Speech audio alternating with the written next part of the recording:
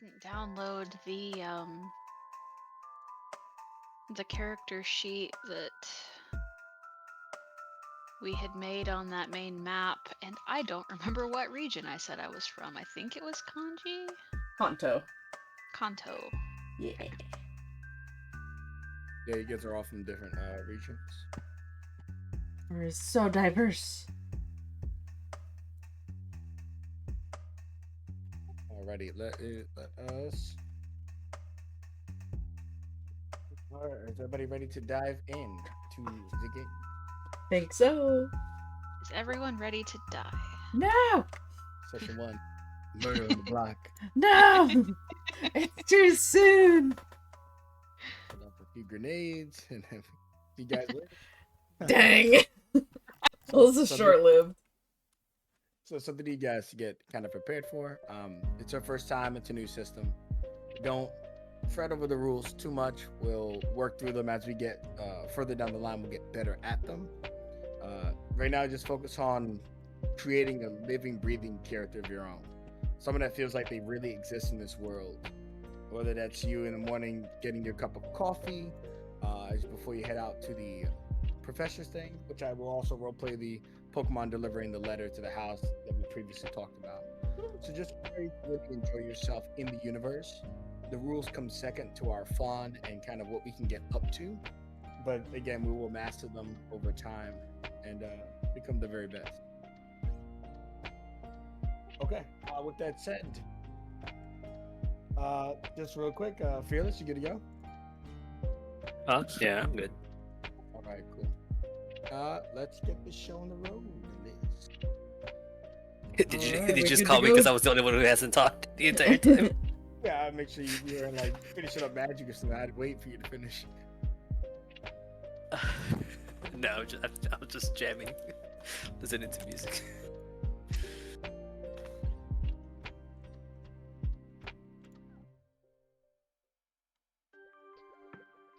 All right, excellent. And we're good. We're good to go, yeah? We're live. We're live. Can't believe No. it. All right, everybody. So just lend me your ears. I'm gonna shift the music real quickly.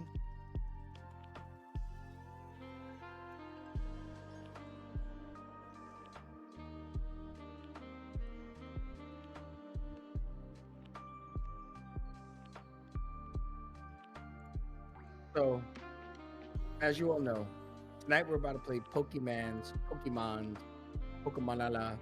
It's a lot of names for it, but it's going to be awesome. Each of us kind of are gathering up, collecting ourselves in our own homes. But it wouldn't be a start to a Pokemon game without a truly traditional beginning. So let's go ahead and let's start this properly.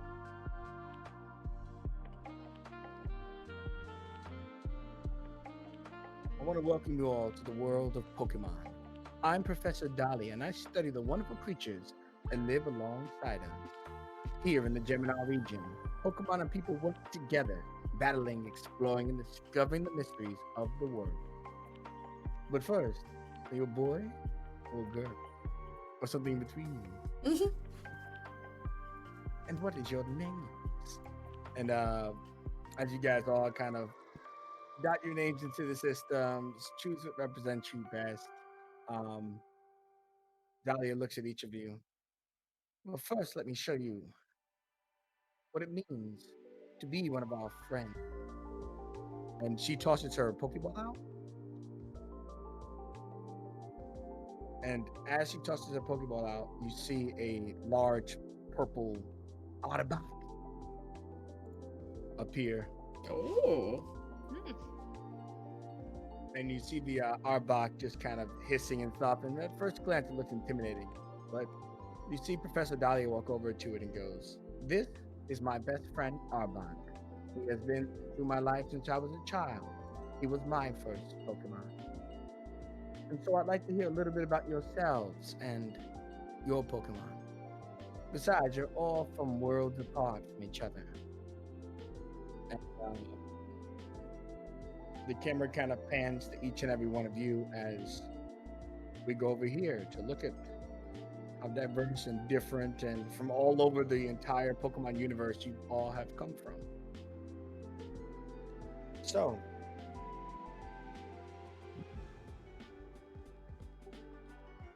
who's ready to put their name in the game first and tell us a little bit about themselves? Whoever goes first, just describe yourself, a small blurb about who you are, and tell us who your starter is and how you met them. Okay. I'll go. I'll go ahead. Yeah.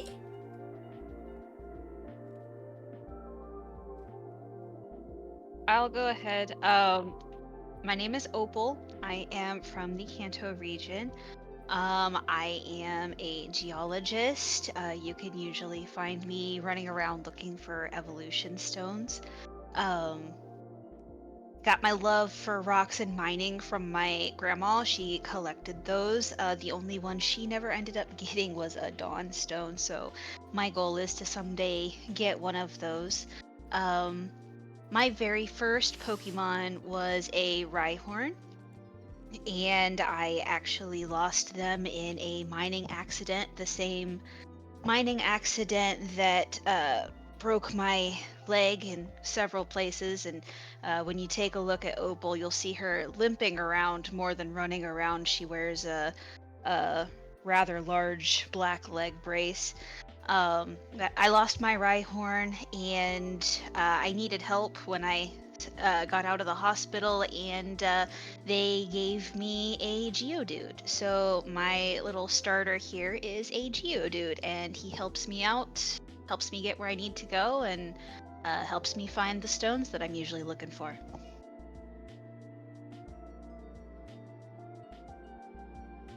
Excellent. Thank you very much for going first. Is our Sinnoh region person ready to go? I suppose so. I am Ajax. He. He's mostly a fighter, physically imposing type of person. He never really had any interest in the whole Pokemons or Pokeymanz when, as a child. He spent most of his time in the gym, trying to become a martial artist in a way. So he really didn't have a traditional starter Pokemon. He had one that was given to him when he was a child, but he never really took it out the Pokeball or really used it much at all. Until he kind of started Pokemon battling for money, and he went down a dark path for a little bit, working with Cypher, and he is currently on his little redemption arc with his original starter, Chimchar. Though his relationship with Chimchar is very strained, as Chimchar has felt abandoned for all those years.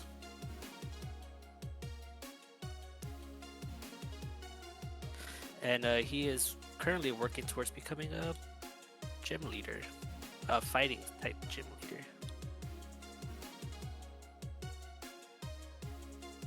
Okay, thank you very much. Last but not least, Liz, your character, who you are, how you met your Pokemon. Alrighty. My name is Akrilla. I moved here from the Johto region to explore, study, and capture Pokemon from this region, all while observing and documenting Pokemon for a more in-depth Pokédex-like book with my own illustrations and things like that.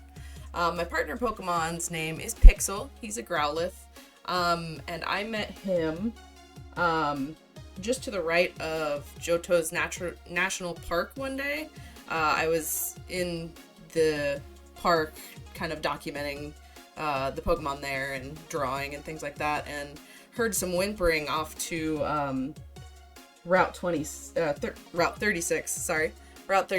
and found a bunch of Growlithe puppies in a box, and I was like, what is going on? So obviously I couldn't leave them there. So I went to the national park ranger and kind of gave them to him to, find homes for him or whatever. I just I couldn't take all of them in. But there was a little runt in there that looked like he needed a little bit of help. So I decided to adopt him. And that's where I got Pixel. And he's with me pretty much 24/7, and we are pretty inseparable. Excellent. Thank you, everybody, for your introduction. Today starts like most journeys do. We're in our hometown, which for some of you may be a foreign place, having came from Kanto, Johto, and Sinto, and Shino. But alas, Twindra. It's really early for some of you, as one of you gets called to the professor's laboratory earlier than the rest. We're talking the sun just peeking over the hills and the trees. There's an almost light blue kind of sky filled as a Crobat kind of slams into Ajax's window with a letter tied to its belt. Crobat, let's put. Ajax, as the Crobat hits your window, and you wake up and stuff like that, how does your home look? Like, what do we get at a glance? You in your own place. Uh, you're a messy guy, clean guy, simple, extravagant. It is extremely empty. Just the bare necessities, and even that's kind of a stretch. Just at a quick glance, his living room would probably be completely empty, besides like a small little sofa where he can occasionally sit down. There's not really any decorations whatsoever. It seems like he's not very attached to this place, like he's ready to leave it at a moment's notice without really looking back or hesitating whatsoever. Yeah, you just see it keep banging against your window. It might even crack your window and just keep crow. He would go open the window before he breaks it. It flies in, kind of swoops around your room, landing on one of your pillows before it opens up its four kind of like X-wing wings and releases the letter onto your bed.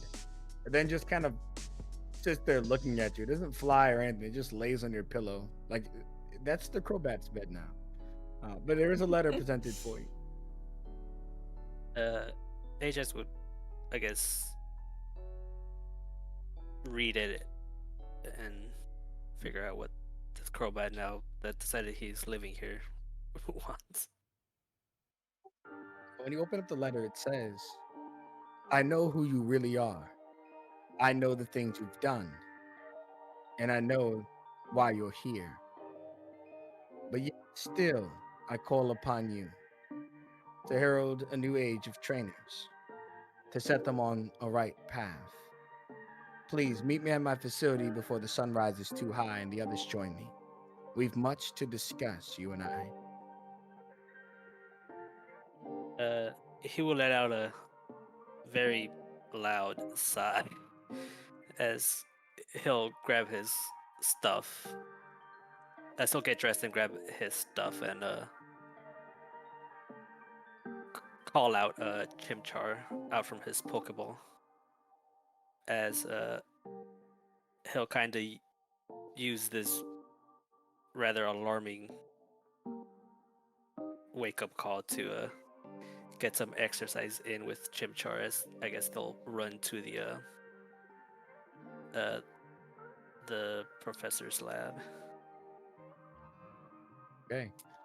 As you kind of get dressed and you make your motions out of your house, you can see the fisherwoman casting their lines into the water, catching gold beans and other stuff, and the beat-offs just kind of running towards them, begging to become Pokemon of official trainers, but they just kind of get shooed away. The Crobat flies out of your window only after you already leave, and goes back to the professor's domain. It would be Oh, some hours before the rest would actually receive their Crobat. But in the meantime, I don't know if there's any other concerns, any other things you want to role play or talk about. But if not, then you can arrive at the professor's facility and move to somebody else.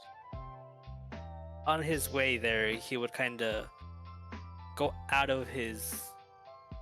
He will take the long route. He'll try to avoid coming across any of the people fishing, even if it involves him kind of going into the water for a little bit. He really doesn't want to talk to anybody right now. Okay. So you make your way to the facility. You may place your token there. There are no interruptions along the way, except for Rita, who's surprisingly up early. And she just kind of smiles at you and waves to you. She's always been really nice. She tries to like bake you random goods and comes to your house at random times.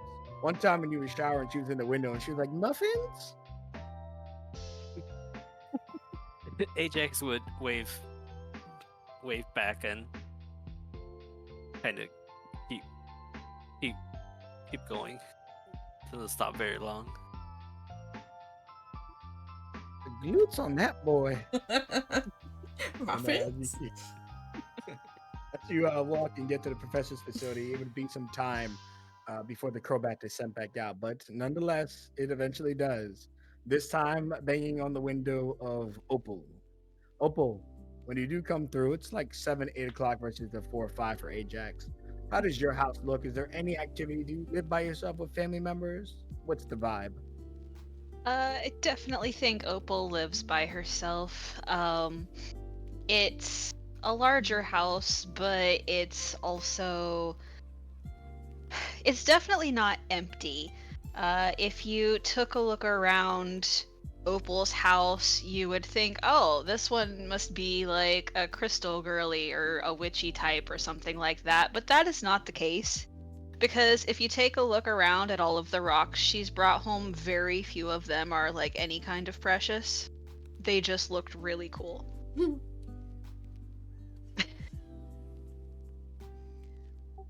Okay. And do you let the Crobat in? Do you shoo it away? You do see that it has like a little cute bag and a lettuce protruding out of it. Definitely let him in, see what happens. You see the Crobat kind of fly into your room. He's a lot more gentle than he was with Ajax, not that you would have known. He comes in, neatly lands in front of the window, takes his wing as if he had opposable thumbs and stuff, and just hands you the letter. Oh, sweetheart, thank you. It salutes you if it's wing and it flies off. And I'll open the letter. And in the distance, you see the Crobat fly off and accidentally break right through Acrilla's window. But we'll get to that in a moment.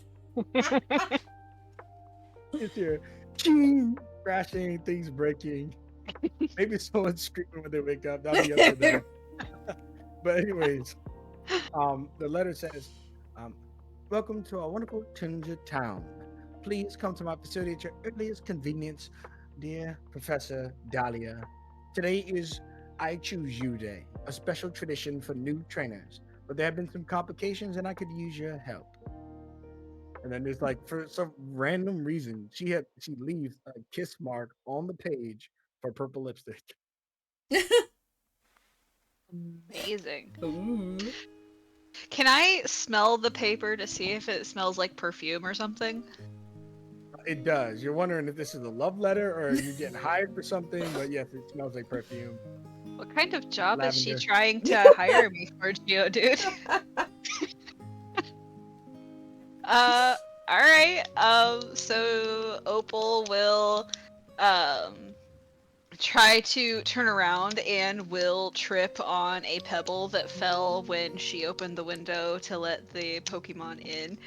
And she'll fall backwards because her leg's not in its brace yet, and Geodude will like appear behind her very quickly and kind of help her keep her balance, and then she goes about her day getting ready, and we'll probably stop and pick up Aquila on her way to the professor's. Excellent. So you set forth and forward and you leave. There's nothing crazy in town. However, for some reason, there's a Snorlax blocking the way. And no amount of logic can help you climb over it or around it. Until you meet with the professor, we ain't going nowhere. Lovely. Right. Also, when I blow images up, if you click anywhere on roll 20, it'll remove the image for you guys. Oh, okay. But with that said, Aquila, you're gonna have a shocking morning.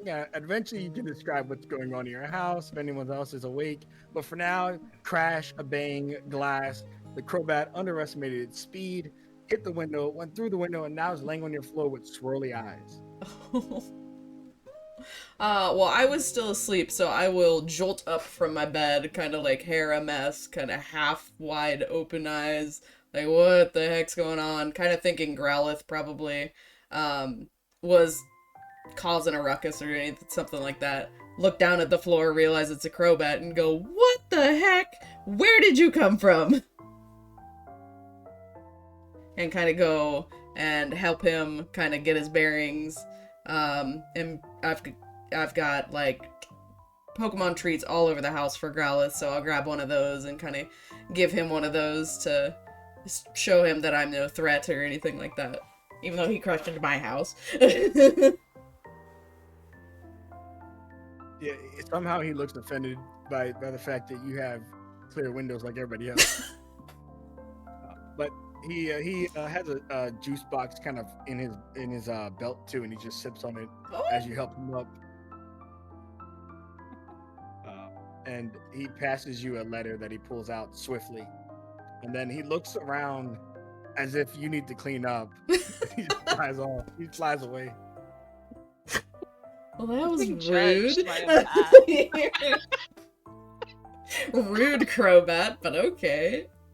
I'll open up the letter and read it. Okay, you read the letter, and it's the same as Opal's, telling you about the I Choose You Day and how special it is, and that they would really like the people new to the town to attend. And maybe some of you have been here for a few weeks, a few months, but you do know one thing about Professor Dahlia. Yes, she's a bad bee. She's an ex-Elite Four member who retired to become a Pokemon professor at the young age of 33. And as she's in her facility, she rarely comes out. So this is a special treat that her doors are open. And yeah, are you ready? And when you leave your house, why don't you describe kind of what your home looks like as you're heading out?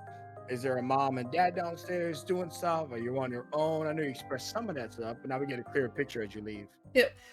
It's just me and Growlithe, and kind of a modern Japanesey vibe with art like strewn all over the place, art supplies, drawings and paintings all over the walls. Also, Pokemon beds like in every room, toys all over the floor. It is a little messy, but you know, half of that's the Crobat's doing. But it isn't like the cleanest. Think like dark wood floors and kind of a cozy, just like a cozy feel, with some Japanese like style windows and you know, those like sliding door things, kind of that vibe. But I'll look at Growlithe after reading the note, and he'll get all excited that we're going somewhere, and we'll grab our pack and head out the door. Okay. Opal had expressed going to your house and knocking. So imagine when you open the door, she's right there, or she's occupied by the sun curtains, whatever her preference is. But she should be nearby when you open your door.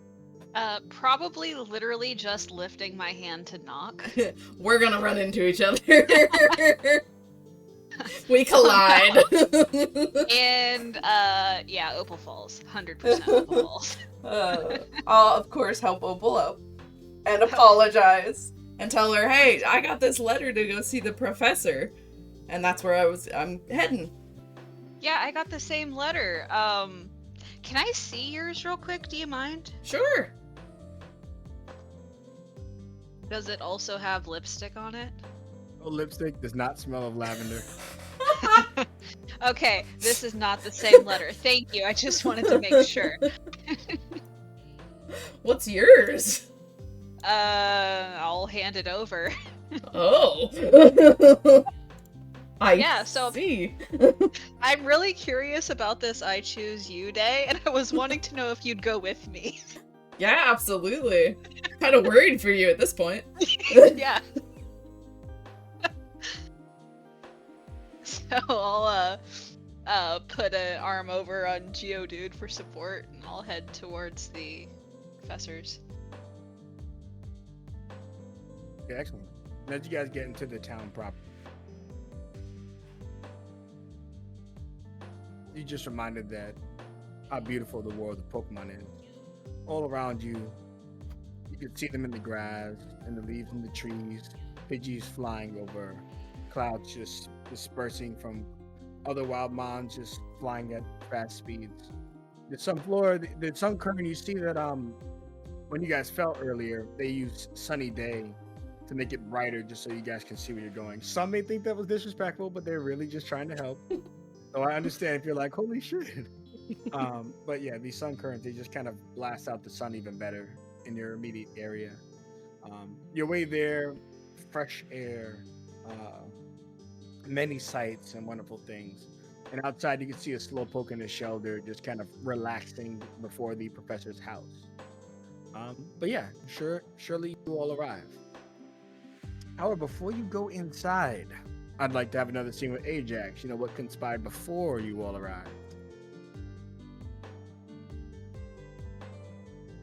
So, Ajax, and I forgot to blow you up earlier, so I'll blow you up now. I wonder if Grandma likes your glutes. All right. As you enter the facility, you knock on the door. At first, no one opens the door. I don't know if you wait a long time, if you go around back, because she has this nice kind of backyard where she keeps some of her Pokemon. What's going on there? He will he'll stay at the front door, but he'll try to send Chimchar to the back. Chimchar goes into the back, and in the bushes, it can see these sharp eyes just watching it, and just kind of looks at you for your command.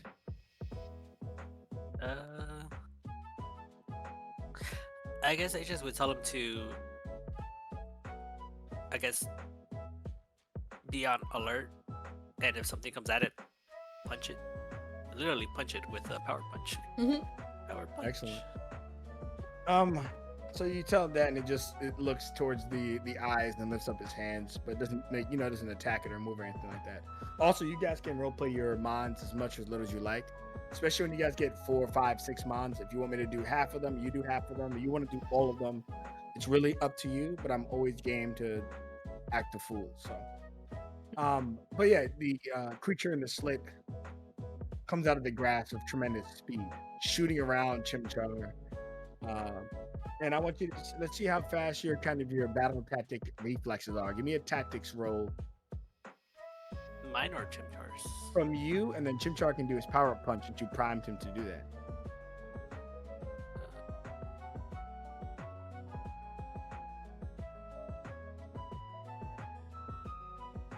For Pokemon support, do I put yes or no?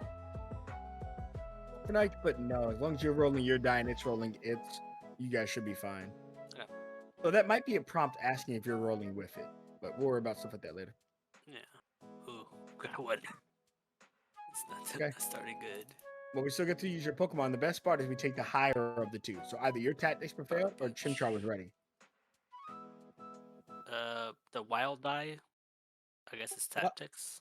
You would just choose your power punch and press that one.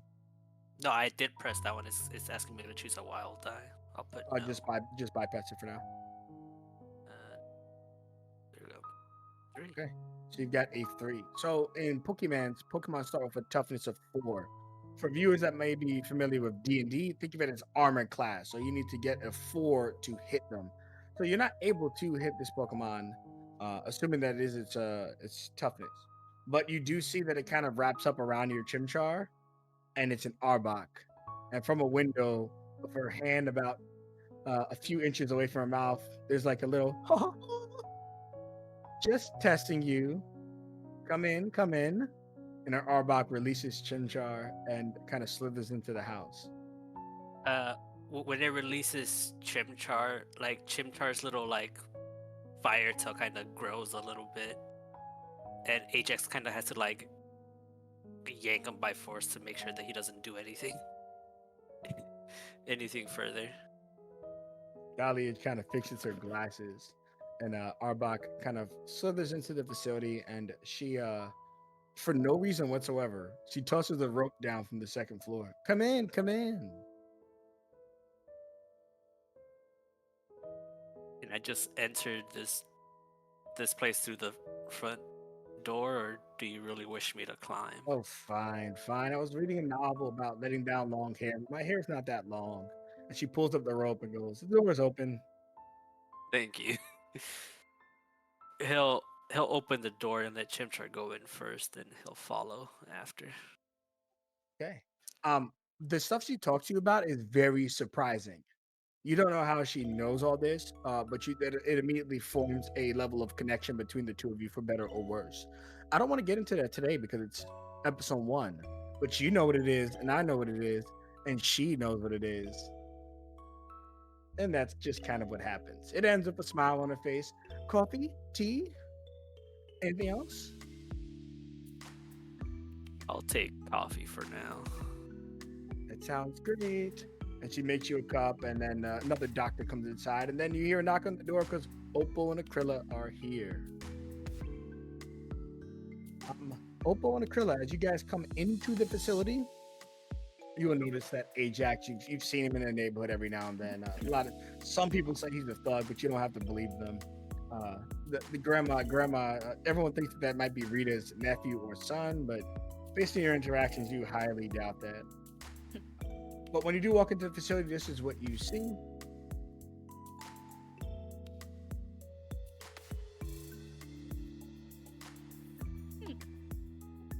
The scientist trying to testing tubes and running information on a sidebar.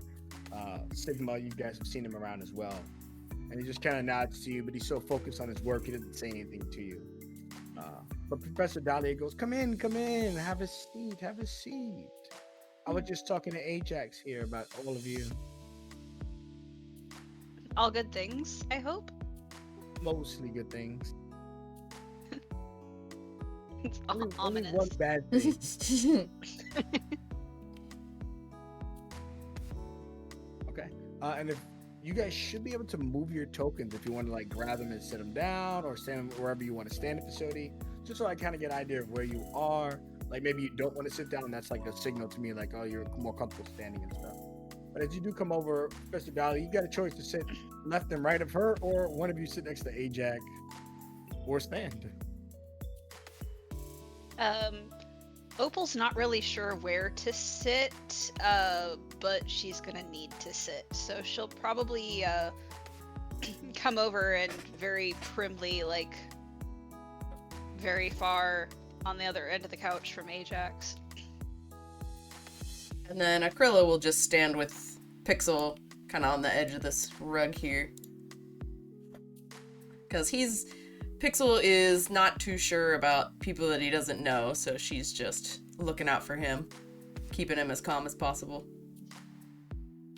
Okay. Do all of you have your mons out currently? Mm-hmm. Yes. Yes.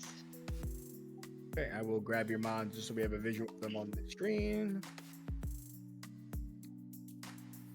They'll be a fair bit bigger than this. Well, I don't know. Pixel's pretty small. He's a little baby. Oh, I was gonna say I was gonna put Geodude on my lap, but that's huge. I don't think I'm gonna do that. Traditionally, surprisingly large Pokemon, but if you want them to be a smaller version, because Pokemon come in different sizes, you can lap them. Like No, the bigger's fine. And I'll just kind of like he'll just his lab. yeah, there we go. Just kind of float next to me. Okay, awesome. All right, as you get it, Professor Dahlia goes, today's a very special day. The only problem is I have footage of a thief who came here and stole all my starter Pokemon. He left replicas of the Pokeballs right there on the table. I don't have the heart to remove them yet, and the young lad will be here soon to pick his very first Pokemon. all of you know how special it was when you got your first Pokemon, I'm sure. So I'd like to commission your help to retrieve these starters back from this thief. I have the footage. Let me go upstairs and get it. It's kind of funny what happened. Don't worry, Ajax. I don't need you in my bedroom anymore. And why don't you all get acquainted with each other? I'll probably be about 10, 15, 20 minutes. I might brush my hair, among other stuff. Please, get comfortable. And she disappears I love upstairs. I love her. she a baddie. I love her. God. I'm just gonna like wide eye look at Ajax like, what were you two doing? I'm just gonna like kind of wave a little bit. Hi. How's it going? Good morning. Good morning. Don't take anything she says too seriously, please. Wouldn't dream of it. So I choose you, Day, huh? Yeah. I suppose so. I don't know. I never really had one of those days or whatever. Yeah, neither did I. I'm not 100% sure what we're gonna be doing, but I'm excited. Yeah, I got my first Pokemon from my grandmother. I didn't really get it from a professor or any place like this, but yeah, I'll help out wherever I can, I guess. Can't wait to see what this thief is up to. Yeah, who steals Pokemon? That's rude. You'll be surprised at the how low some criminals will go, I suppose.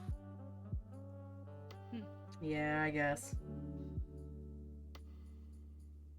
I mean, stealing Pokemon, it's as far as it goes. It's not as bad as some of the other stuff I've seen. Yeah, I found Pixel in a box just out in the middle of the wild, so that's pretty terrible too. So I guess people are pretty just bad sometimes. Yeah.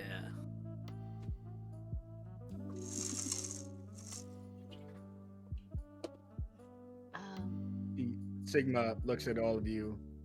He walks over to the Ditto and takes some samples from it. He literally kind of gets a piece of the Ditto, a tiny, tiny piece of the Ditto, and drops it into a glass jar, and it starts to sizzle. And the Ditto tries to transform into a Pichu, but fails. And Oh, Sigma just kind of puts his hand on his head. We'll work through this. Anyways, the three of you manage to get back the starters. I'm sure the professor will have a lot of jobs for you. We have a few things we need to do around here, and we're lacking the people power to get it done. So anyways, you should probably get very well acquainted with each other, as well as strangers could be. If you have any questions for me, I'll be over here writing detailed statistics down, and would prefer you have no questions for me. But here we are. Understood. Carry on. Is it bad I want to go ask him all of the questions? No, can I join you? I want to watch. I'll bring popcorn. No, better not bother him. Did he take a piece of that Ditto? Why? Science reasons, I guess. But he is pretty cute. The Ditto, that is. Akrill will throw Thank out... you for specifying. Akrill will grab a small sketchbook from her bag and start sketching the Ditto for research purposes. For Ajax would kind of talk loudly from across the room to Sigma. What did you do to the Ditto? Why did you do it to the Ditto? What are you doing? This Ditto is unable to transform into other Pokemon, which is pretty awful since that's the only thing the Pokemon is capable of doing is transforming into others. I'm trying to rebalance it however I can. Currently, we've injected it with something called Pokeymanz. This should have its cells become diseased in a way. It is a sickness. However, it is purely beneficial. There's some pigmentations and other stuff that will change in the Ditto, but it will make it the strongest of its species. It's highly contagious, so I don't suggest you touch it yourselves or come too close to it with your Pokemon.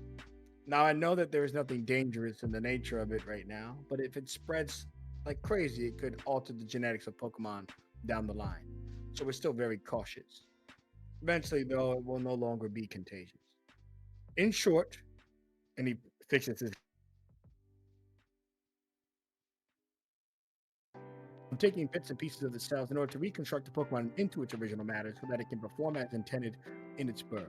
And in doing so, it will become the superb species among its types and be able to copy Pokemon not only with its abilities, but upon seeing them at a glance.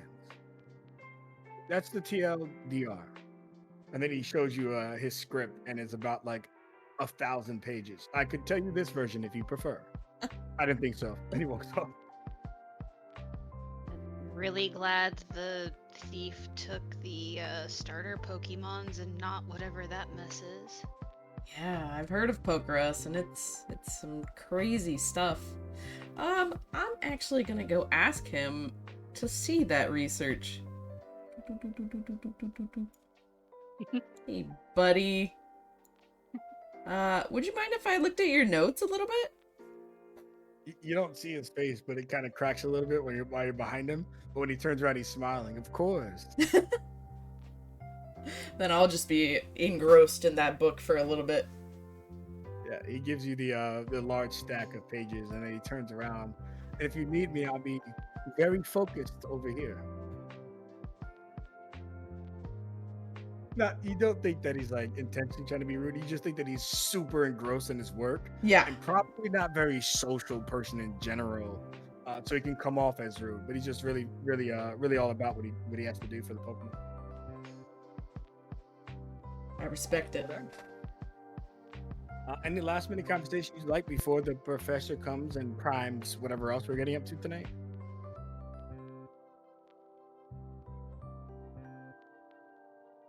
Also, I forgot, I'll share it in chat, but we do have some full art if this will play nice. For some of the characters shown tonight, I don't have them all prepared. And you've pretty much seen the professor already, but I'll just toss her full art down too.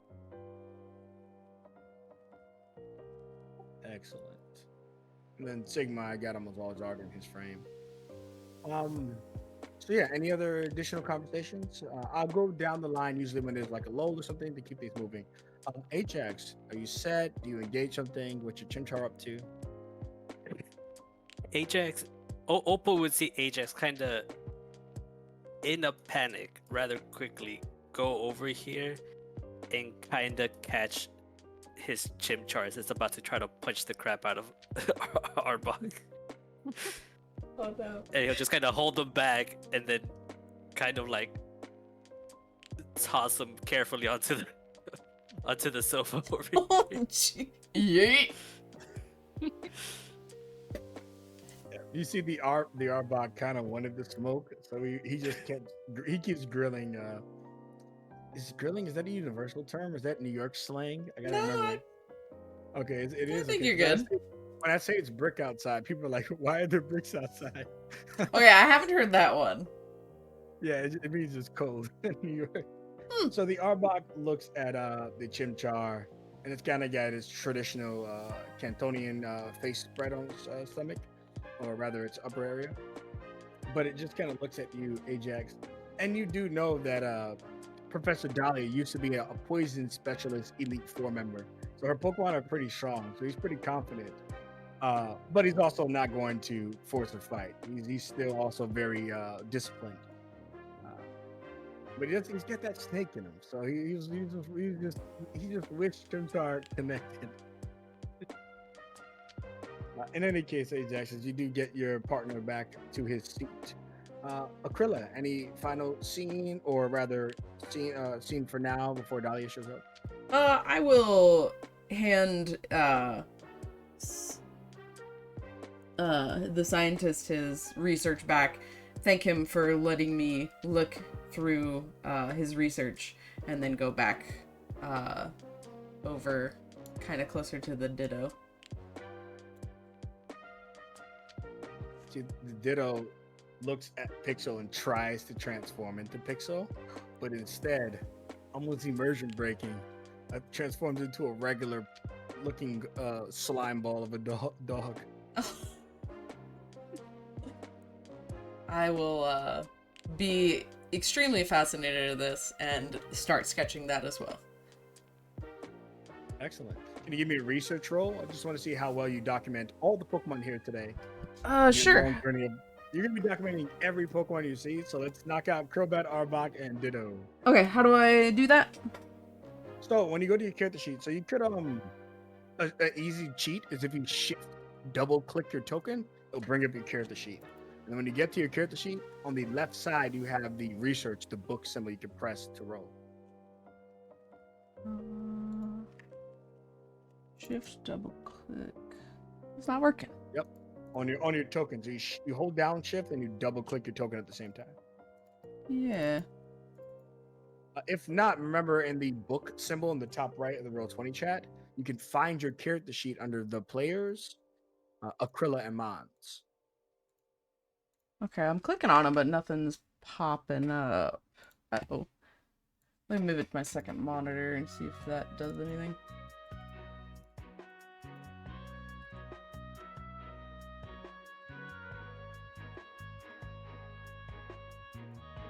Don't worry, these are the things we're gonna get through. That's why I'm asking for rolls now. Yeah. Alright, let me move it over here. It could be different if you're like on a different browser, but on Chrome, if you hold shift while double clicking your Aquila token, it should bring up the sheet successfully.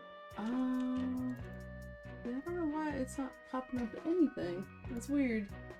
I'm using Firefox. Let me go to Chrome, see if If that's your preference, it's okay. There's another way to find it. That's just the fast way. I'll also, for now, just press this button and pull up your sheet for you. Or that's how it should work. And then you can go to character sheet, tabbing away from the bio and info section.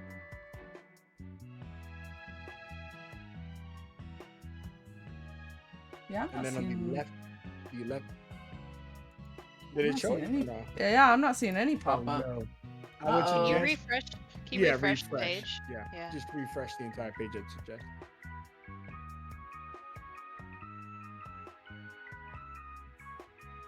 Alright, she refreshed.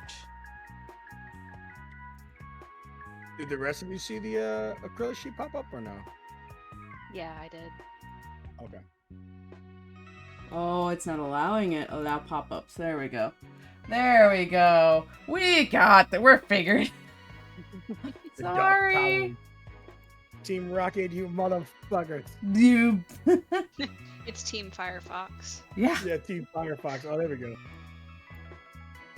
That's just loading. Team version of Magma. Come on now. This is the worst. No worries. This is the first session. We're gonna iron out stuff like this. It's gonna be a great time.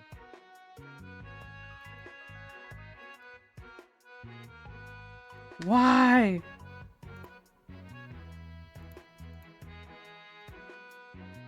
Oh, I can pull up. It's just on a loading screen for me. It might be a pop-out thing. If you left click it on the in the actual folder section, does it come up for you or no? No, it's still. Okay, so Still being weird. We're gonna cheat. If you go to the chat box, and then I'll work with you on the Roll20 stuff later. Okay. You go back to the chat box, a little bubble symbol, in the Roll20 game. Yep. And then you go into the chat box and you put /r space 1d6.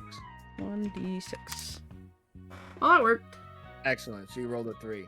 Now, if you just press up arrow in the chat box, it'll repeat your roll, and you can press enter again. I need 2 more of those. Oh, okay. Excellent, excellent. Yikes. So you start your research. It's a lot to take in all at once. You've got this Ditto that you're most interested in. I'd imagine. You've got the Crobat that assailed your house earlier, and then finally you get the Arbok who's fighting the Chimchar. Uh, but you have 3 entries in your book that you can, at the very least, begin to study. Awesome.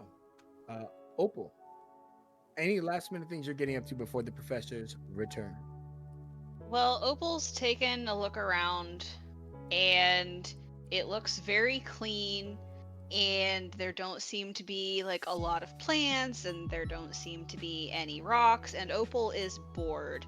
So Opal takes this opportunity to pull Geodude around in front of her, and she's been trying really hard to teach him how to play rock, paper, scissors. He only used rock. Yeah. Yeah. So Opal wins a lot. I love that. I love that too. It's so good. Oh man, I don't know if this system has inspiration. I think it's masteries, but we'll see. That's an inspiration. Hey, I'm snapping. Let's go. Gotta be. Oh man, that no business. Oh my god, it's so funny. There we go. I'm just imagining it now, and it's bad. If I explain it, we're not gonna like it anymore. No. Sometimes if I feel like I need to throw him a bone, I go scissors. There we go. Aw. Yeah, that way it feels fair. Yeah. Fairer than it is. The professor comes back down. For some reason, she kind of like swings down the bars. You don't know if she's crazy, if she's lonely because the only person here is Sigma. He doesn't look like he talks to her much.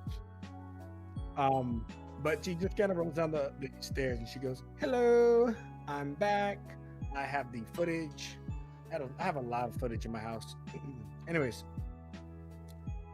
she jumps on her bed, lays down and plays the footage, and then you guys can see on the ceiling of the room this kind of holographic gram just hit the ceiling and play this footage of this guy. He's walking around and he sees Arbok jumping at the Chimchar. So this happened like at the same time Ajax had rolled up. And as the Chimchar and the Arbaks are becoming rivals, this dude slips in through the back window, and you can see inside he grabs all 3 of the Pokemon. But one of the Pokeballs opens up to this tiny little spiky fruit-looking thing that escapes. For viewers and other people, like any region, we've included our own series of fake mons. We've got about 108 of them. Well, primarily we're seeing the mons you're all expecting to see from Gens 1 through 4. But one of my favorite parts about playing Pokemon is exploring a new region and seeing the new stuff in the region. So these starters are all what people traditionally call fake mons, but are brand new mons to our story. So this spiky Pokemon runs off. You can see this thief's face just kind of elongate as he gets really scared. But the door's about to open, so he jumps out the window with the other 2 Pokemon. So we have a kind of a split here. Pokemon on the loose, and 2 Pokeballs stolen by this dirtbag who she says, Jimmy. Jimmy. And that's who you see on the camera. Definitely doesn't look like the kind of person to steal something, but he trust me. Junkrat, is that you? Oh yeah, he kind of does look like Junkrat a little bit. Kinda does. Oh, is he in chat? Yeah. Oh, there he like is. Junkrat meets Santa or something. I don't know. Oh yeah, he's a punk. Jimmy. His name is Jimmy. She says Jimmy, really loud. And she shakes her head. Jimmy, Jimmy, Jimmy, Jimmy, Jimmy. Anyways, yeah, so the poor fool stole our Pokemons, and I'd like you to get it back. He couldn't have gotten far because there's a Snorlax blocking the way, and I'm the only one who could wake it up with this flute. It is literally impossible to walk around it, go above it, fly over it. This city is officially on lockdown. Thank you, Snorlax. How can you not fly over a Snorlax? We tried, and for some reason, he's like he's laying in the sky. Hmm. Kind Okay. of incredible. But Honestly. okay, yeah. It makes no sense whatsoever, but we just can't think about it. I have this little flute here that will wake it up, though. Hmm. And it is yours for the price of bring me Jimmy's head. Well, no, that's not appropriate. Just bring me Jimmy. Is that Yeah. better? She didn't say dead or alive. Yeah, no. I don't mind either way as long as he's brought to before me. I'd like him Dang, to be Jimmy. alive, and then I shall unalive him myself. I mean, I'll teach him a lesson. Yikes. To Jimmy! Sigma walks up to Professor Dahlia. These are the 3 types of poisons that should paralyze Jimmy without killing him. Thank you very much. We won't be needing those. Please put those away. Sigma. All right. Just prepare them just in case. No, we don't need those. We don't need those. All Yes. right, my friends. Make no time wasted, please. And she points to the door and shows you her flute. It'll be yours. Well, we gotta get that flute. Let's go get Jimmy. All right, yeah, let's go get Jimmy. And Geodude pulls Opal up off the couch because her leg's in the brace and it's like not bending. So he just like takes an arm, yanks her up off the couch, and she Opal will limp out following Akrylla or Ajax. Excellent. I imagine Chimchar looks at Arbok one last time as you leave Ajax. Ajax has a tight grip on Chimchar. Ornery little guy. As each of you leave the facility, to your amazement, despite the door being locked, there's one issue. There's a broken window, and you can see Jimmy is climbing through it right now into Akrylla's house, probably to rob the place. Jimmy! I run no. to my house. Pixel running behind me, barking, growling. Yeah. By the way, when Jimmy sees you seeing him break into your house, he begins to kind of freak out, and this is how his face looks.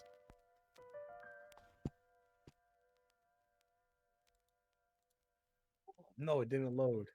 Well, it looks dramatic. How dare you not do as I say? All right. I'm gonna But yell. he looks really crazy and afraid. I don't know if you click X if it will open it for you or not, or if it's a dead link. It's Oh. a dead link. I tried. Aw. Sadness. I have a solution to upload the work to the MU. Work.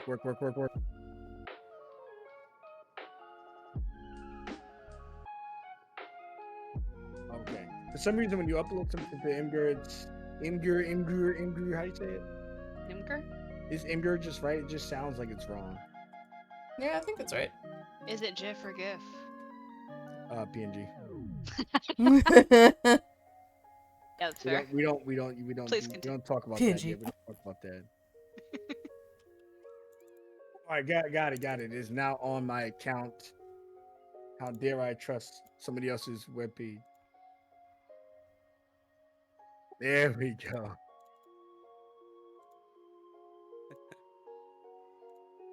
And as you Oh guys, God. yeah, Oh no.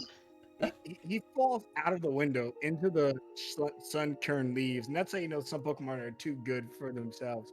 As the sun kern help it to its feet by like rolling under his back and getting him up. As he just kind of breathes heavy, I imagine he probably sees Ajax because he has the highest fitness, just beelining towards him. He starts to scream and he goes, "You better back off. I have a fully evolved Pokemon. You don't stand a chance against me if you try some shit. I swear. Ajax, with still Chimchar in hand, will tell Chimchar to brace, as he will throw Chimchar at him. Yes! Okay.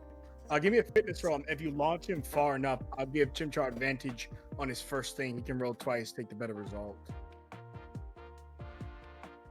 As you just kind of launch Chimchar towards him. Damn it. Well, it's okay. He still gets into the fight. And as he gets into the fight, it just means Jimmy has time to get to his feet. Jimmy tells you, "You think you stand a chance against me? Witness my fully evolved Pokemon." And he tosses out. Let me grab your chart, put it on this map. He tosses out his Pokemon, and you can see this massive shadow shoot around the field, and then rising up, tall as ever, a 2-foot tall ferret. Oh, buddy. Yeah, look at it. Look at it. It's 2 inches taller than other specimen of its types. It has enough stripes all the way down to its ass. More stripes than other creatures of its species. If you think you can challenge me and my fully evolved Pokemon, you have something else coming towards you. And I know who you are. You're that guy, aren't you? You're that manly man, aren't you? I have been described that way before, yes. Yes. When I tried to steal Dustox from that old hag, she kept yelling, "Ajax, Ajax." Oh god. Something about her glute hero will come save her. Get it, Grandma? But yes, as you guys get to this screen and as we're about to get into our first fight, each of you will get a chance to learn Pokemon battles. But there are 2 folds to it. Sometimes there'll be 3 Pokemon jumping 1 person, which is appropriate here if you'd like as well. Other times it'll be the traditional 1v1. So how the system handles that is with commentary tokens.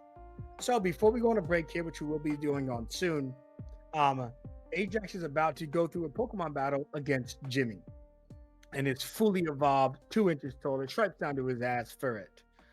The rest of you have commentary tokens that you can use at any point in time in the game. You can think of it as excellent advice, talking, or even just describing Ajax's skill if you wanted to feel more natural. And you can give me your token at any point in time to do what's listed on this right side screen here. Which is negate an attack once per session per commentator, which means if there's another fight, you wouldn't be able to do that because it's so powerful. So let's say Chimchar's about to lose. Well, Opal will be like, "Oh my God, look what Chimchar's doing." Or you can just send your character shouts, "Watch out," or something, and preventing that attack. Now, that is important because it negates an attack.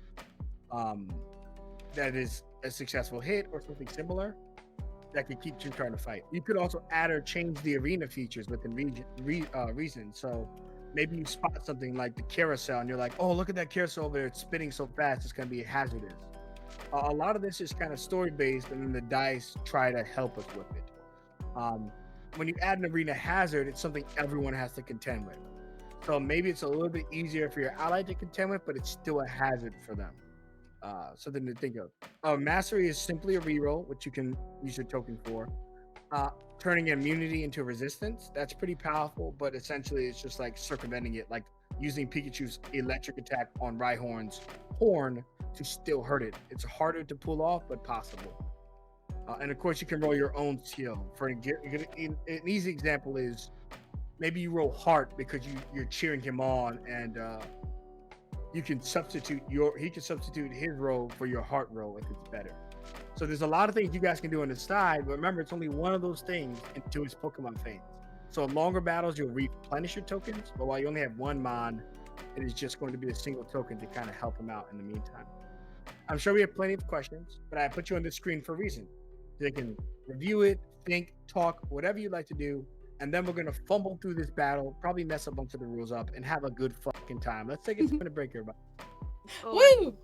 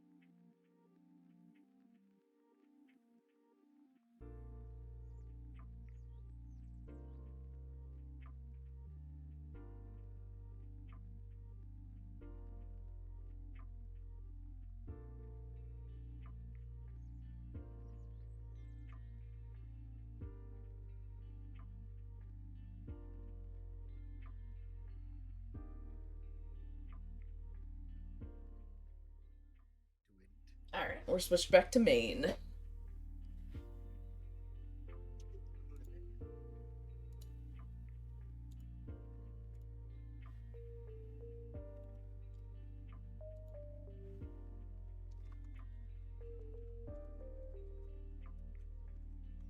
Okay, which one's my battle music? There we go.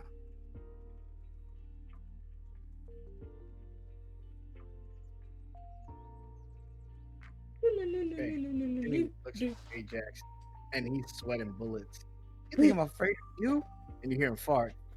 I'm not taking shit from anyone. And Are you he, including yourself, it seems? so at the top of the order, you see his ferret just kind of run into the fight to try to take you down. However, we're going to roll against each other. What is your? Give me your. Is it fitness or tactics? I think it might be. It might actually be tactics for initiative. Give me your tactics roll, and then I'll roll for Jimmy. This is just to determine who goes first, not for your mind yet. You just beat Jimmy on the cuff as he screams, "No time to lose! Gotta go fast! Gotta eat my cereal! Go, ferret!" And this ferret kind of runs towards you, Ajax, but you act first. What do you want to do?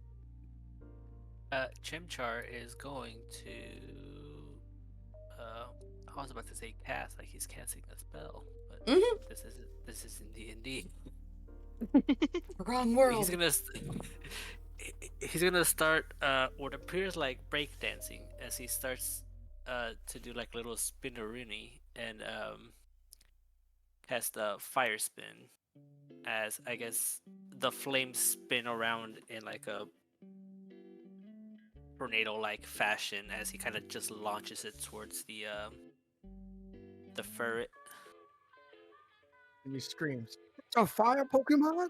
Despite it having a fiery tail. Can I be on the sidelines just face palming? And don't forget, you get to roll your fitness die, your tactics die as well, like that. Initially, that was just for initiative, but you still get your own die. Tactics. Okay. So we're taking it 3, so you just barely miss his Pokemon, unless you choose to use your mastery. You use your mastery to re-roll. Alternatively, eventually, the ladies on the side could also toss in things to help you as well. But it's really early, so let's just wait and see. I will not for now. Okay. You see his ferret come at you. He goes, "Go, do that thing with your hands where you just what you got a mouth for? Use your mouth. No, scratch him. Scratch.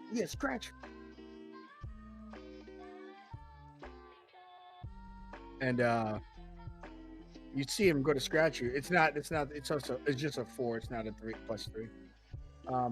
And he literally gets exactly what he needs. So he runs at you, he scratches Chimchar right on the face, and Jimmy just starts to break down crying. "Ow, it's the first time I've ever hit a Pokemon before." You take 1 wound.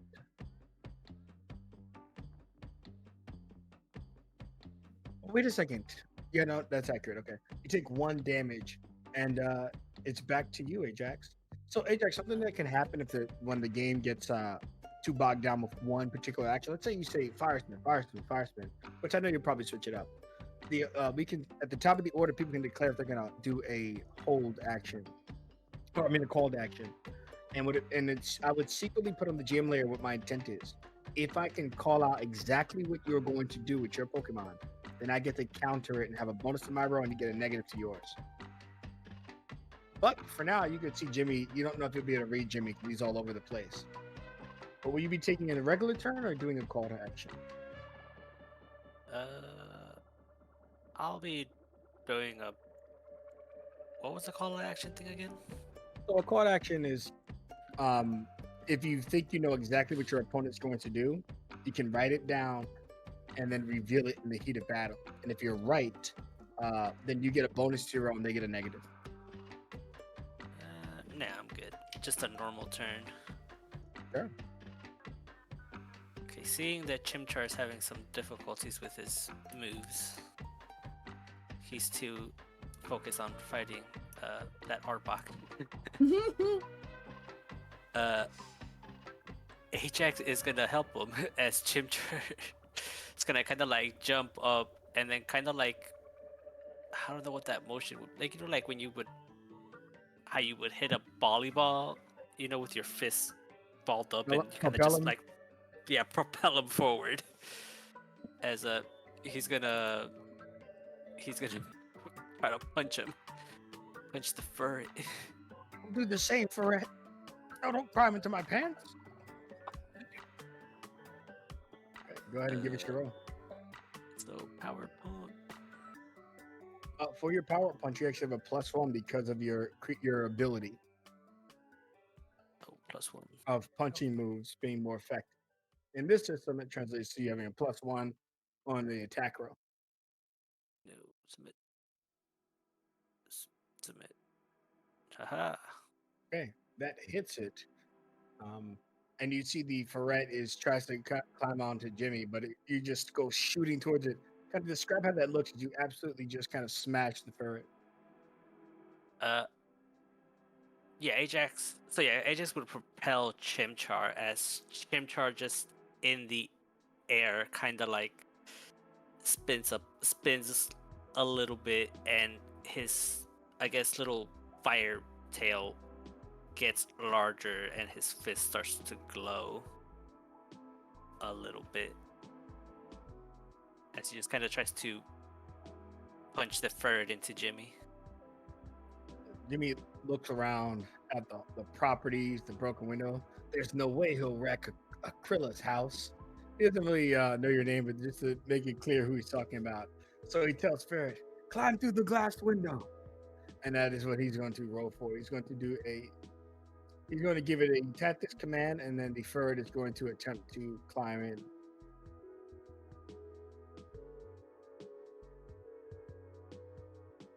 Now, question while you do that. Is trainer on trainer violence allowed? Yeah. Oh gosh.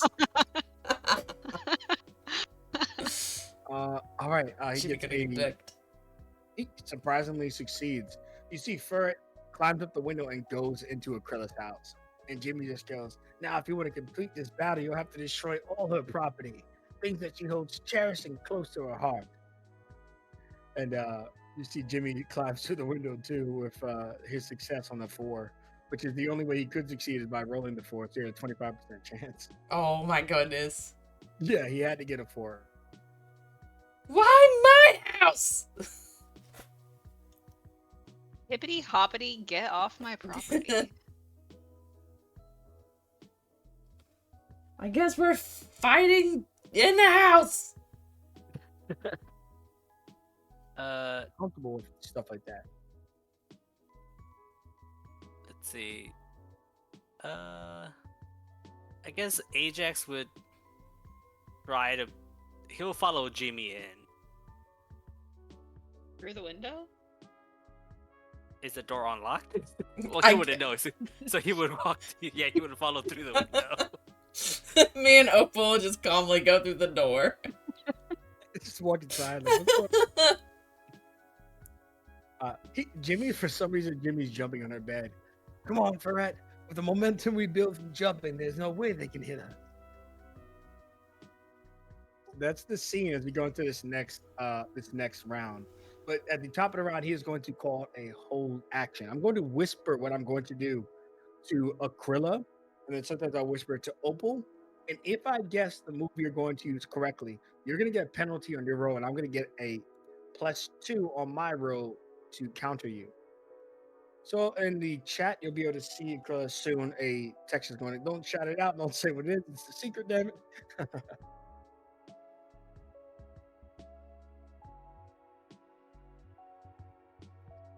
Wait, where do we sit? Just now, I sent it to you in the Roll20 chat. It's a whisper, so only you can see it. So Don't look at stream. Now I'm doing a call to action. If I call it correctly, then I'm going to counter you. So what are you going to do on your turn? Okay. Now I do need an answer to that question of mine. Is trainer on trainer violence allowed? Oh yeah, you can restrain him. I'd say in official battles you wouldn't be able to, but you'd be able to like go and choke Jimmy out if you wanted to. Sure. Okay. For now, though, Chimchar would use taunt. All right, excellent. Go ahead and make your taunt roll. As you go to taunt him, there is no penalty. You see the ferret uses its defense curl, which it will roll for right now. But it is going to, because of what it called action didn't come to pass, it is going to have a negative on it. So it is going to fail to defend against you. And as he gets mad, you see the ferret jump off the bed and run towards Chimchar, opening you up for the perfect opportunity to take advantage on the next thing you do, since you haven't taunted. Since I what? Since you haven't successfully taunted, you pretty much have an advantage on your next attack against him. Oh, okay. Cool. And then obviously you know that he's going to just do attack ropes for a little bit. Yeah, Ajax will try to actually choke out Jimmy. He just screams, "Scratch his eyes out!" And the ferret goes flying towards you. You can give me your attack roll. Fitness, right? Yeah, you can give me your fitness as you dart across, and then Chimchar is any attack using with Chimchar. Okay. Oh, really nice. Really, really nice. You get, so you, what was your intent? Because you're succeeding with flying colors. Ajax would kind of just try to keep the damage to a minimum, but he would kind of spear Jimmy into the wall, kind of tackle him into the wall. Jimmy's eyes leave his body as he slams into the wall, and just enough time for Fred to look back at Chimchar. What's Chimchar doing? Chimchar's gonna try to punch it again. As you lift up that punch, you've got your roll, you've got a +1 for your ability, and you've got a +1, which is what advantage really is half the time, for successfully taunting it. So that means you have a +2 to whatever you roll. 6. A 6, which is more than enough to end this fight, as the ferret is going to be taken out. Describe it. As Ajax takes off to tackle Jimmy into the wall, Chimchar would just kind of hitch a ride on Ajax shoulder, and as Ajax runs by the ferret, Chimchar would just kind of backflip off of him and do like a hammer fist down towards the ferret. The ferret faints. You can tell the ferret probably had a little more fight in it, but it after it survives the punch, it throws itself on the floor. And Jimmy, you have Jimmy just kind of pinned up against the wall. Jimmy, because he's petty, slaps off a family photo and then looks at you. All right, you win. At this point, Krilla and Up will probably get up the stairs and see the destruction of the property. So, Ajax, you just had the battle. So, Krilla, why don't you take lead here? What do you think when you see that Ajax is on your bed, Jimmy's pinned against the wall? A few things have broken, not a lot because he did his best not to. But what is your kind of impression? Are you yelling at Jimmy? Are you looking at your room? I'm gonna be looking around the room kind of in shock, and I'm gonna start to get pissed, and Growl is sitting there pissed as well, growling at Jimmy. And I walk up to Jimmy as he's pinned against the wall and start yelling at him like, "You come into my house, you destroy my crap. What are you doing? Give me those Pokemon that you stole right now."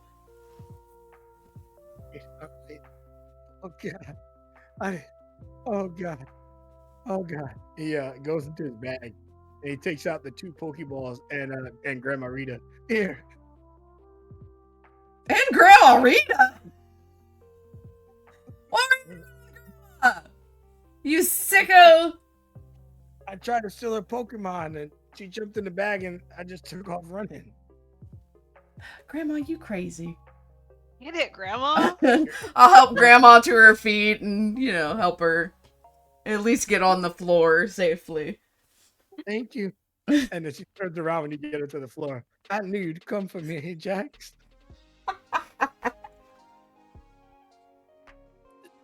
Yes, it was.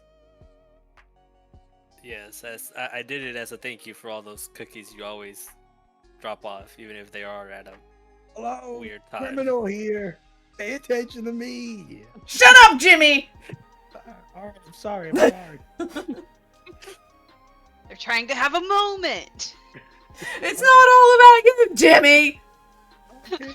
I just want to be honest with you. I didn't even try to steal the old bag. She jumped into my bag. You know, I actually believe that, Jimmy. Thank God. Ajax is just gonna, for the Very good. lack of a better word, knock him out. Okay. So you get that face you saw earlier in chat. His face goes long. You see your fist coming towards him. And the worst part is before your fist connect, he passes out. Oh no. Oh no. Jimmy. That works out for me. Not so tough are you now? Upside down, Jimmy. I guess we better drag this guy back to the professor. Hey, at least he's still alive. Not for long, I don't think. Well, no, but we did our job. This is true. Good job, Ajax. And Chimchar. You guys had a perfect synergy. Yeah, well done. Well done. We should go out and take a look around for the missing one. Oh too. yeah, the spiky fruit one, right? Mm-hmm. Would your Growlithe be able to sniff it out? Maybe.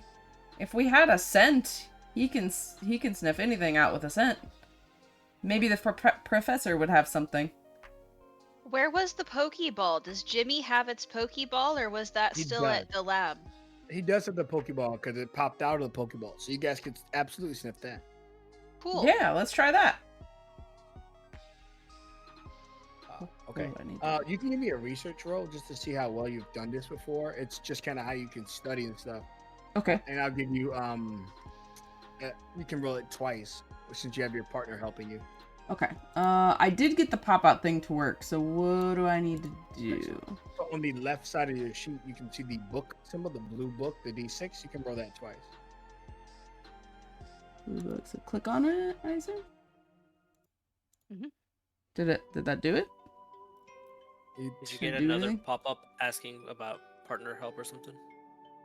No. I can only do one pop-up. It says Pokemon support, but yes, and then what it does is it rolls yours and the Pokemon. So I just pressed it for you in chat. Oh, okay. And then before next session, I'll sit down with you and I'll share my screen and we can work it out. Yeah, figure out Ultimately, what's going on. it plays best with Chrome because that's what it was built on. Okay. But again, it's not a big deal. In the meantime, because I don't want to be rolling for you, because then it feels like you're not rolling. Right. Remember, /R space 1d6 is going to be your best friend for the remainder of tonight. So we could take my 5 into 1, or you can do yours. Okay, there you go. Give me one more because you got your partner helping you. All right. Oh, now I see the pop-up. I am so done. Hey. Hey. Yeah, you see Pixel looks at you, and it's that look that he's got the scent to a T. He knows exactly where he must be. Perfect. Good job, Pixel. Let's go get him. And Grandma goes, I'll get him back to the professor's area. And she just drags Jimmy. By the Thanks, ear. Granny. Yeah, she grabs him by his ear and walks off. And you see the ferret Pokemon gets out of the Pokeball again, and just kind of looks at you all, looking like he wants to help, because he doesn't want to be associated with Jimmy. Oh, I'm gonna kneel down and kind of take, because I've got treats everywhere for Growlithe. I'm gonna take a Pokemon treat out of my pocket and present him with one. Okay. Yeah, he eats the ferret, eats the treat, and then Rita goes, he didn't even capture that ferret. That ferret was in a Pokeball in the woods. abandoned for about a year. It was a band wrote around it. You could see etched into the ferret's Pokeball is the words "weak." Just kind of like someone knifed it into the Pokeball, the red area. Just weak. Oh. I'm going to reassure him and tell him that he's not weak, that he fought very bravely, and ask if he wants to accompany me on our journey. He kind of wraps around your leg, and then taps his Pokeball and goes into it. And he wants to help. Oh. And you know, if you want him to be in addition to your party, Ferret could be in addition to your party, unless you want to just keep him with Grandma Rita. She's more than happy to take care of him too. No, I want the ferret. Okay. I So want the then- baby. Do we have fudge? I need to get that on here. What soundboard do you have? Is it really loud? Liz, can you make the ferret noise? Okay. It's winter, but that's Oh, hey, the close joy of enough. the party. Yeah, there you go. I'll have actual sounds for when you catch a Pokemon next time. I should have thought of that. But Ferret joins your party, and maybe eventually get him a new Pokeball, because that one's pretty atrocious. Yeah, we're definitely gonna get him a new Pokeball down the line. But for now, we need to find spiky fruit Pokemon. Okay. You do see something pop up for next session, and it is: do you want to nickname your Ferret? You don't have to do it tonight. Absolutely. But welcome. You have a new Pokeball. Excellent. Yay! As you guys go and search with Pixel to the woods, eventually you find yourself at the edge of the city. And when you find where he is, there is a little bit of chaos as you see this new Pokemon. This Dureg is what it's called, the spiky fruit Pokemon. But to your surprise, when you get into the edge of the forest, is that there are a lot of things in the trees with it. My friends, a small army of Pineco, Pineco, however you like to say it, turn around and look at you. And Dureg just kind of goes, Dureg, and retreats into the tree further. Before anything else, they begin to drop, fall, and explode. Oh, There's God. going to be the three of you versus the swarm of Pineco. Let's go ahead. Get that battle music. I know I chose it. Here we go. Nice.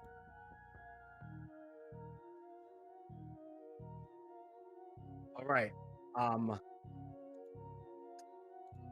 And I do have on this map a nice section below where we can go. Each of you can choose one Pokemon. So in the Pokemon world, I know it's tempted to throw out all your Pokemon whenever you fight stuff. But in the rules, it was like trainers traditionally they'll only ever use one Pokemon in situation. This is gonna be a really fun situation. I know who the rest of you are choosing. Aquila, I know you just got a new Pokemon, but I think Pixel might want to stretch his legs. Oh, Who are you yeah. choosing? We're definitely going Pixel. He's angry about the house. Excellent. So I'm gonna go ahead and drag and pull your Pokemon out. One thing you'll know, Ajax, is until you get to a Pokemon Center, unfortunately, Chimchar has one less hit point. You can carry potions and stuff like that to counteract that in the future. But as you guys, Pokemon comes out of your balls, or we're already out of your balls, and that's gonna get weird to say, but whatever. Yeah, the Pineco attack.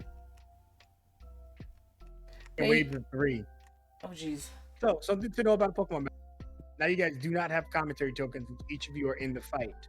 But something to know about Pokemon battles is that these arena features matter. So, if you're not committing your move, which is one of the things you can do, is try to get around the arena, you might start taking damage from explosion because even though you're facing 3 of them, there are a series of hazardous Pineco dropping around you and just literally nuking the battlefield constantly. There are silver webs, which the Pineco use to get into trees. And then there are trees. You'll be tempted to always just attack each turn, but if you're not careful, the arena hazards might take your Pokemon out. So with that said, each of you give me your tactics roll to see who is going first, which is on you guys' sheet as I believe the chest piece looking.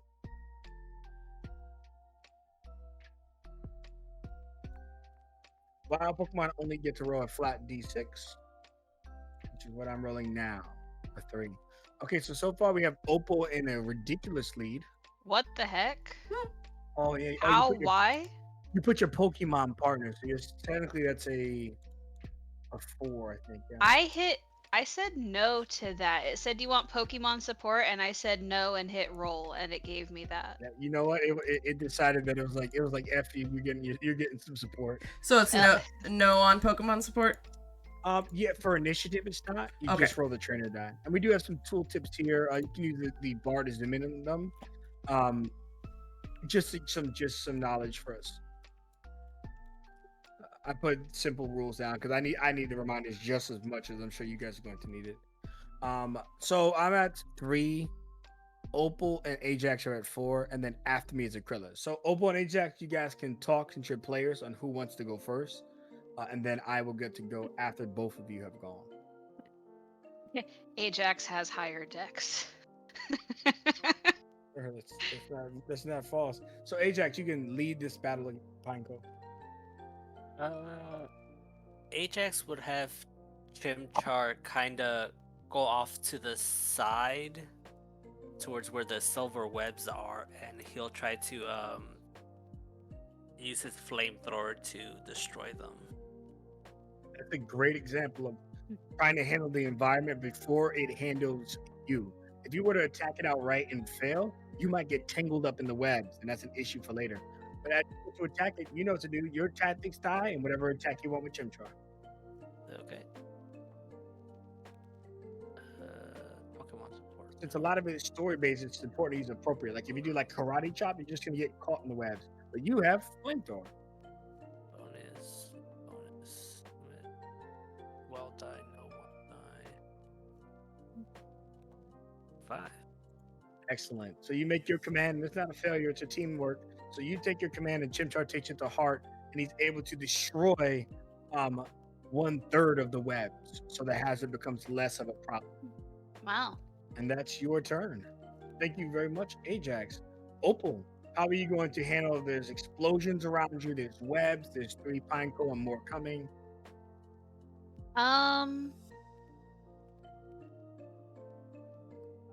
So there are going to be more coming that will like switch in. Yes. Okay. At the end of the round, we're going to see how much the explosions are going to be an issue too. There's things Okay. you can do, for example, with Geodude. Maybe you catch. So the Pinecos self-destruct. I know you're newer to Pokemon. So when they fall, they explode. Maybe Geodude grabs one and throws it at the others. Maybe he kicks it away from you guys. That's the type of stuff you have to get used to doing as we get more into the system. It's very important that we just kind of improv is a big thing when handling stuff around you. I would like to actually use Stealth Rock. The user lays a trap of levitating stones around the opposing team. The trap hurts opposing Pokemon that switch into battle. Okay, so since it's not a 1-for-1 with the game, what that could do is that you could use that as like a shield. Maybe that's catching the explosions as they come down. They're hitting the rocks instead. Yeah, that would work. That would Awesome. work for So me. let's see if it actually works. You get to use your tactics roll, and then more importantly, Geodude gets to use his stealth rock roll. I'm gonna roll Stealth Rock because that's up right now. Sure. Maybe. Wild Die, no? No. Okay. Yeah, I'll look into the wild die more in between sessions. It might be an easy way for us to not have to worry about 2 sheets. If not, we can use it that way. So that's 4 for the Geodude roll, and then my tactics is probably not. Do I have Pokemon support or no? No, because your Pokemon just wrote its own roll. Gotcha. Okay. It's okay. So you got a 4, which means that you're going to succeed with Geodude. So you send out your rocks. I don't know if you have a visual on that, but you're going to stop these explosions for a round. I think I think that I'm kind of hanging on to Geodude, and I'm going to like roll him into the forest wherever we're having the battle. I'm going to kind of roll him in there like a bowling ball. And as he's rolling, he's picking up all of these rocks that are kind of starting to levitate and fly around, that and he's just kind of almost starting to juggle them at this point. But as the pine cones start falling, whenever we end up having to deal with the explosions, all of the levitating rocks and everything that he's trying to juggle will hit and protect us. Okay, excellent.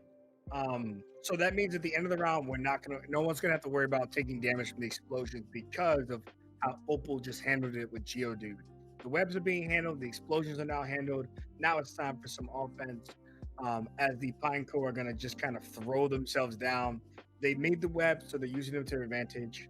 But they could still be hurt by the self-destructs. But one of them falls down right next to one of your three Pokemon. Let's find out who. Do a D3, left to right. So this falls down right next to Chimchar, unfortunately. There is no bonus. Okay. But luckily, Chimchar is able to avoid the bulk of the explosion as it kind of erupts. We've got two more coming out.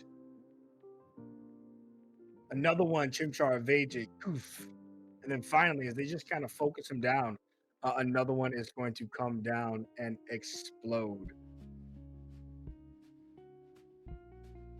And Chimchar is pretty amazing, Ajax. Either your command or Chimchar's natural ability, but all three of these attacks miss Chimchar.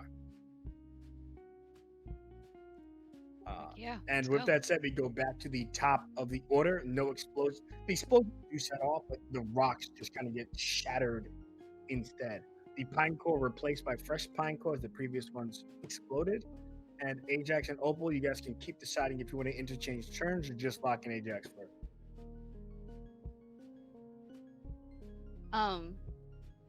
Was Acryla gonna get to do anything? Or was You Pixel? know what? I may have forgot that Acryla was after the pine cone. I what? I forgot that Acryla was after the pine cone. I thought all three of you went before the pine cone. So Acryla, it is your turn. Oh, can I have Pixel rush in and roar the Pineco to get them to flee? Oh yeah, Or like one of them? Depending on how you roll, you can get multiple to flee, but at the very least, maybe one if you succeed. Okay. What do I do to do that? Just click roar. Yep, you click roar, and then you still click your tactics die. Or when it's appropriate, you can do. Maybe you understand how Pine Co are. You can use your research instead of tactics. Okay. So I click roar. Input value bonus 0. Yes. Yeah. Okay. Wild die tactics. Nothing. Oh no. Okay. Extra 0. There. Oh, buddy. When your Pokemon gets stronger, a lot of that stuff is going to matter. But Okay. right now, it's okay. You still get to roll. So I'd let you do research if you're familiar with the Pineco, Okay. or tactics. Remember, if you succeed, Growlithe still succeeds, or Pixel rather. Okay. The chess piece is tactics, right? Yes. Let's do tactics. They're both the same right now, but You need a shiny 4, number 4 at least. okay. No on Pokemon Sport? No, in combat, the Pokemon rolls their own die. Okay. Hey, Hey! you succeed. Since you got more than a 4, you're able to take 2 out of the fight. Perfect. Let's scare him. Also, he has Intimidate. I don't know if that's gonna matter at all, but... Intimidate usually gives them a negative to their first roll. Since I already did all my first rolls and they were failures, I'll make my next roll all have -1 on them. Okay. Which is great because it's going to hit a lot of people. So some more Pinecos are going to come down, but be conscious that you've permanently eliminated 2 from the mix, so that's really great. And now, no longer disrespecting Acryla's character by skipping her turn, Ajax or Opal? I'm fine if Ajax wants to keep going. Oh, okay. Ajax would kind of run to where Chimchar is, and kind of grab him by the arms, and then spin around and kind of chuck Chimchar towards the silver webs. I As love how Chimchar, we've completely gone past throwing the Pokeballs. We are just throwing the mons. Yeah. as Chimchar is gonna use a fire spin to try to remove the remaining webs, as he's kind of gets tossed in the middle of them. I'm If here you for succeed, this. you'll burn out the rest of the webs. The last 2 sets, you'll burn them out. And without their webs, the Pine Core are going to have a -1 on what they do. Combined with Intimidation, they'll have a -2 on what they do on their next turn. And you will absolutely succeed. What the fuck did I press? Oh, sorry. By the way, is your tactics a D6 or? My If it is, then tactics? yeah, is it a No. D6? Yes, it is. So then we can use the wild die to cheat a little didn't- bit. I don't think I pressed. Hold on, let me just. No, I'm saying we can use it because all it does is add a D6, but just ignore the +3. So we'll take the left result as your Pokemon, the right as yours. Okay, see, that time I actually pressed. I left it so that the tactics is used on the wild die, and that didn't happen. That's weird. Okay, that's weird. I don't know what triggered it for it to be 2 6s and a 3. Yeah, for it because to if roll. it's 2 6s, that would be so nice. That's what I was saying. We could cheat and use it Well, like that. in your wild die thing, if you press it, you can actually choose a die step. So Okay. we can just set it for it to be Sure. our own, and then Yeah, why don't you guys do that, and then I can help you guys after the game, so it's better for next week. But for now, since I know you're already kind of familiar with the sheet, Ajax, fill that in, and we'll use the wild die to represent your dice for now. I Okay. do know they serve their own function, but that'll be a nice thing to do for now. In any case, you got a 6, your mom's got a 6, you absolutely succeed. Not only do you burn away all the silver webs, but I'll give you the one pine core that's still up there. I'll have him get kind of pinged off by your fire spin and taken out of the fray. Okay, excellent. Opal, what are you going to do? I would like. I had Geodude pulled up here. Hang on. I would like to attempt a Rock Blast. Hurling hard rocks at the target. This move hits 2 to 5 times in a row. So if I hit, can I try to hit more than one? Or is it gonna hit each Pineco, how many times? Okay. So in the game, usually you only do 1 wound unless you critically hit a creature, or there are some features in the game that doesn't. Usually with attacks like this, what you'll do is you'll temporarily reduce their toughness, their armor class. So the first one will do damage, and every additional one after that will reduce its toughness by 1 until the end of its turn, making it easier for other people. Like you keep chipping away at its defenses. Oh, I gotcha. Okay. All right. I don't want to do that then.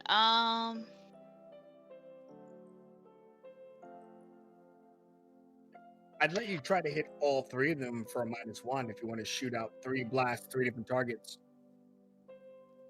Okay. It'll be a -1 Do only because that. it's gonna be a lot harder to pull off. But you have your die with -1 and your Pokemon's die with -1. Okay. So I'm gonna hit the thing for Rock Blast. There's no bonus. The wild die is tactics, yes? Sure, let's try it and just see how it functions.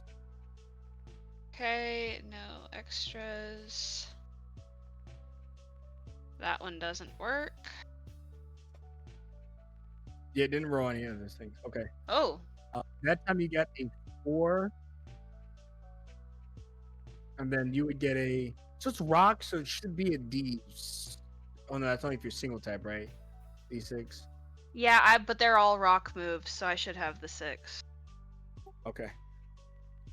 So it should be a 6. So just give me a /R D6 just to make it correct. I'll give you the 4 if it's less than the 4.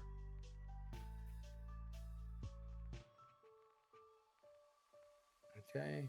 All right, so you get the 4, so you're still able to ping one of them away. Just kind of shoot your rock into one of them, but the second one is able to avoid it since that would have the -1, making it a 3 instead of a 4. Okay.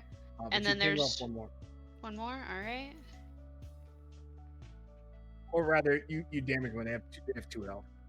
Oh, that does not care for.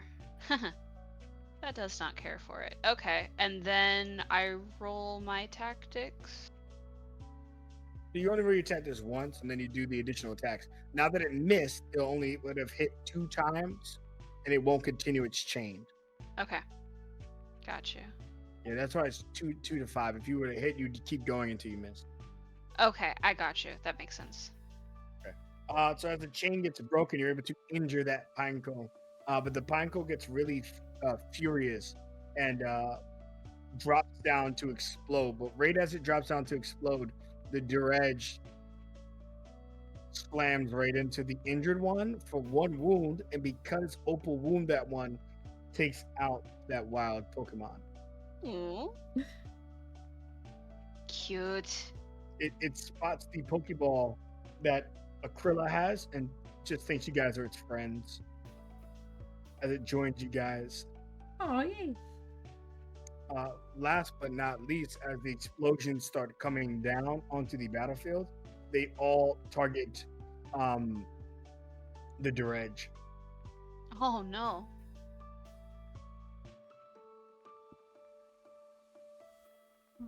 None of them hit the dredge as he just curls up and the fruit gets blasted around, rolling onto the battlefield. Add to you guys' feet with a lot of like soot and dark blast marks on it.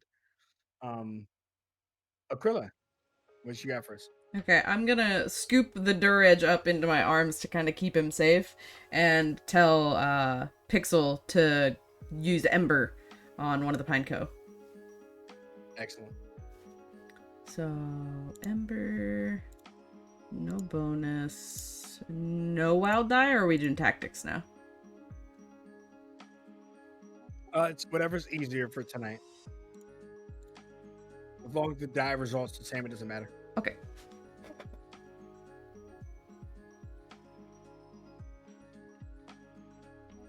And then give me one of your rolls. No. It looks like it only gives a single d6. Tactics? Yeah. Tactic. No.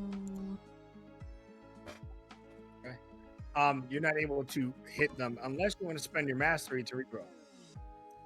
Sure. When you use a mastery to reroll, it lets you reroll everything.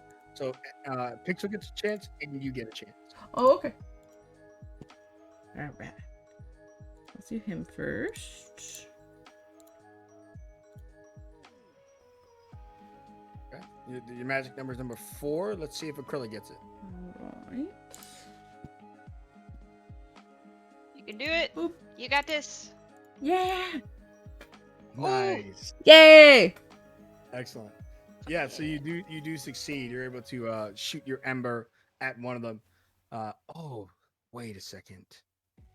It's something I forgot. It's very, very, very, very, very important. No. You did not need to use your mastery. Oh. Get a little refund. Your attack is super effective. Whenever you use a super effective attack against someone, which I should have remembered with Chimchar, you get a +2. That's how the game handles super effectiveness. So your 2 would have been a 4. Okay. Yeah, I'll remember so you're that. able to, yeah, exactly. Whenever you use a super effective attack, I'm learning the system too, guys. So Yeah, we'll get it. We'll get it. But yeah, you hit the pine cone as you kind of do like a massive blast in the entire tree area.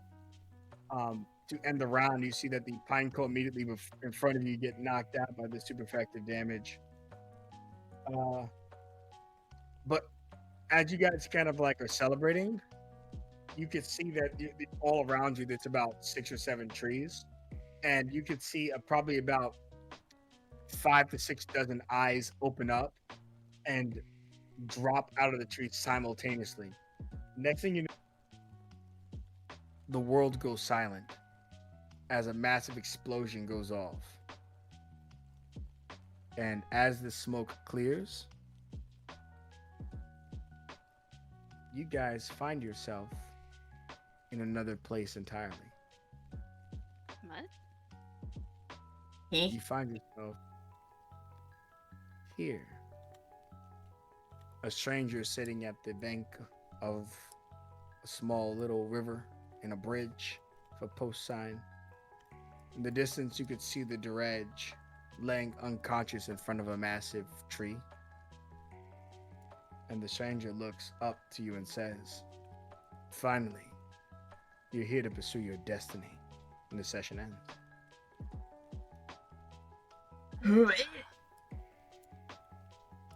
All right, everybody. I hope you guys had a lot of fun with this first session of Pokeymanz. I know we fumbled through some of the rules, but as we keep going, it's going to be super awesome. Great job catching Jimmy and having everything else that goes on. But everyone, you guys could say, well, I guess I should ask the players how they feel. If you guys want to do your stars and wishes on the stream and then end the stream, or if you guys want to do stars and wishes off the stream. And I can remind you guys what the stars and wishes if you forgot about it. Yeah, we can do it on stream. I think that would be fun for everybody to see. Okay, awesome. So let me go Yeah, ahead and put it on works for this me. 8-bit music. So, Stars and Wishes, Fearless is familiar with it. He plays in some of my D&D campaigns. It's your favorite moment of the night, and a wish is something that you hope to see next week or that you really like and want to see more of. So I'll start with Fearless, only because he's done this a bunch of times with me. But Fearless, what was your favorite moment tonight in the game? And any wishes you want to see going forward? The very energetic old lady was probably one of my favorite moments. And the eating chimchar, we can't forget about that. That's my star wishes. As far as wishes goes, is more opportunities to chuck chimchar at people. Yes. I will do my best to give you those opportunities. Awesome. Ward, are you comfortable going next? Your favorite moment, any wishes? And thanks, Fearless. I think I'm good. I wish I played more Pokemon. We can fix that. We can. We're going to. It's fine. Star. Yeah, honestly, yeah, old lady is like top 3. I love Rita. Get it, Granny. Let's go. Okay. And we gotta find the mystery of the kiss on the page too. Oh, Maybe yes. it was Rita. She stole the letters. Is it Sigma? Is it Dahlia? Is it Grandma? We'll never know. Maybe it's Jimmy. Maybe it's Jimmy. Oh no. I'm gonna burn this wish letter. is that you know more Pokemon. That's an appropriate wish. Okay. And Liz, what was your favorite moment of the night and any wishes? Oh my gosh. Yeah, Granny's definitely up there, but I think my favorite thing that happened was with the ferret. I thought that was really sweet. Little underdog is wanting a friend. He's a cutie. I love him. So more of that for sure. More, and the NPCs just in general, they all have so much personality. You're giving them so much personality. I love it. So yeah. 10 out of 10. Yeah. You now that I think about it, and I adjusted it on our regional map to the left. You actually got your first additional party member already. Yay! Hey. I stole ferret with kindness. Oh man! All right, everybody. Thank you for watching. This is where we're gonna end the stream. You can catch us here next Monday, late at night. Have a good time. Have a good night, everyone. Goodbye. Good night, everybody. Bye.